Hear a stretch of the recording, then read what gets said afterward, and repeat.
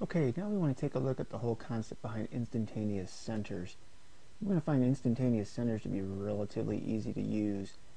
It's just a matter of figuring out when is it convenient to use them and when not. And the whole idea here is no matter what you've got going on, there's going to be some place at some instant in time where the velocity is zero. And let me just go to a straightforward answer as far as this goes to start with. Let's assume that you're looking down on your chair and it's a swiveling chair so it can rotate in either direction. We'll just go in the counterclockwise direction. And then let's just take like a pen or something and put it on your chair. The center of the chair might be here, and as the chair undergoes rotation, as far as the pen is concerned, there's a place where the velocity is not moving, and that of course is at the center of the chair. Now if I look at the velocity of the pen, the two sides of the pen, there's going to be a velocity of this side which is going to be always perpendicular to the radius vector. So the radius vector over here, that velocity of the pen on that side is going to be in that direction. So if I consider this to be the center, and this is A and this is B, here's the velocity of A with respect to C. Here's the velocity of B with respect to C. And they're not the same velocity because they're different distances from C. Although the velocity of B with respect to A is clearly zero, it's a pen. B isn't moving closer to A or farther away. But the important thing here is that these 2 points have a mutual center that happens to be the center of the chair as that rotates. Now in some physical systems, that center is only going to exist for an instant in time. For the chair, it's there the whole time it's spinning.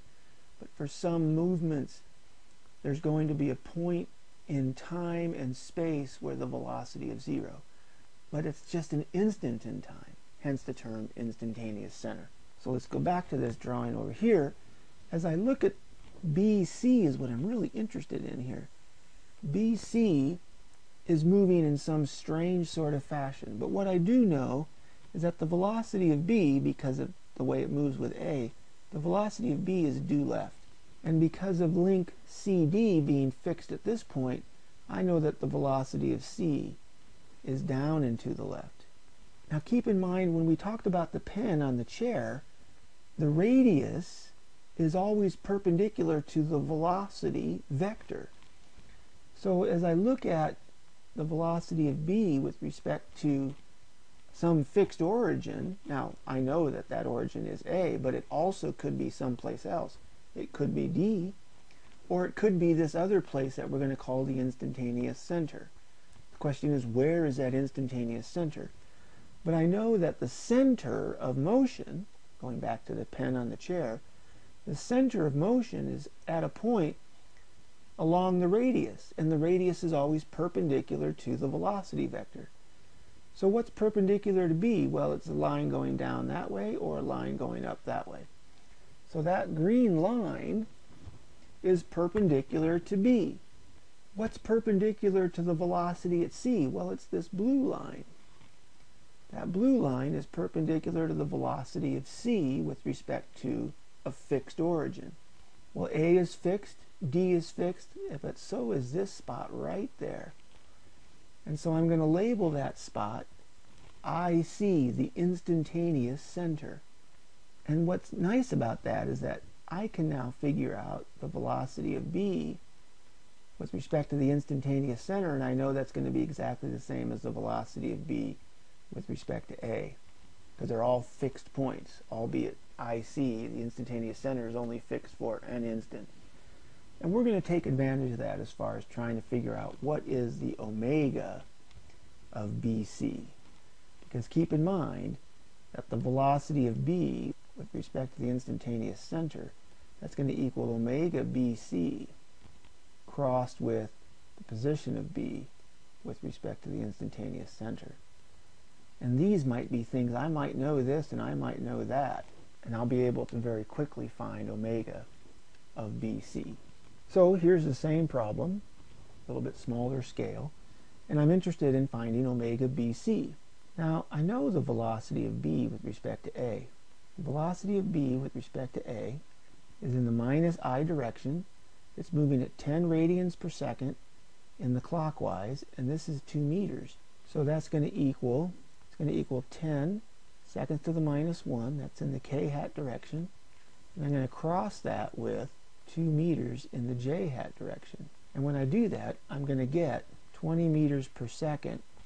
K cross j is minus I. So I hat minus sign. So that's the velocity of b with respect to a. Now this instantaneous center, wherever it might be, the velocity of b with respect to that instantaneous center has to be the same.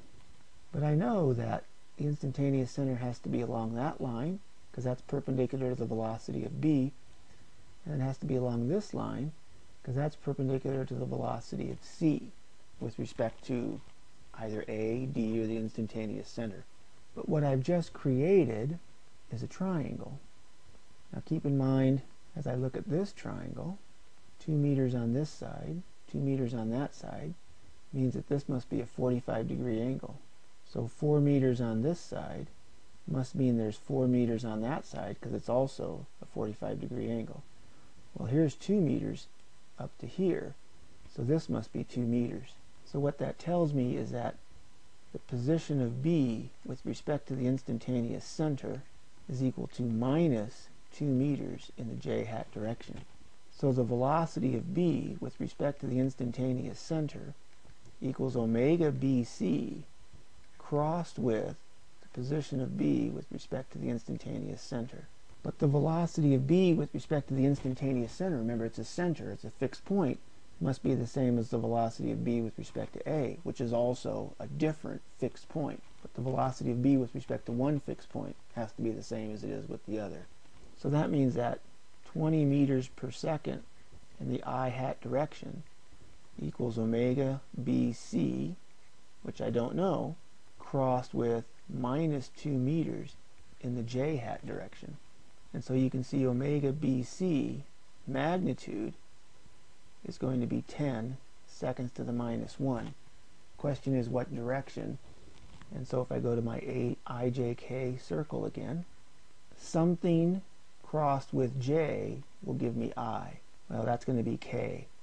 K crossed with j gives me I, but that's in the wrong direction, so it must be a minus sign. But I already have the minus sign, and I got another minus sign over here, so this must be another minus sign. So minus and minus gives me plus, but then the cross product gives me this minus. Might want to pause that and think about it for a little bit. But the main idea here is omega bc is minus 10 seconds to the minus 1. So omega bc equals 10 radians per second, and that's in the clockwise direction. And if you think about it, this is being pulled in that direction. That's going to cause this to fall, and so this is going to rotate in that direction.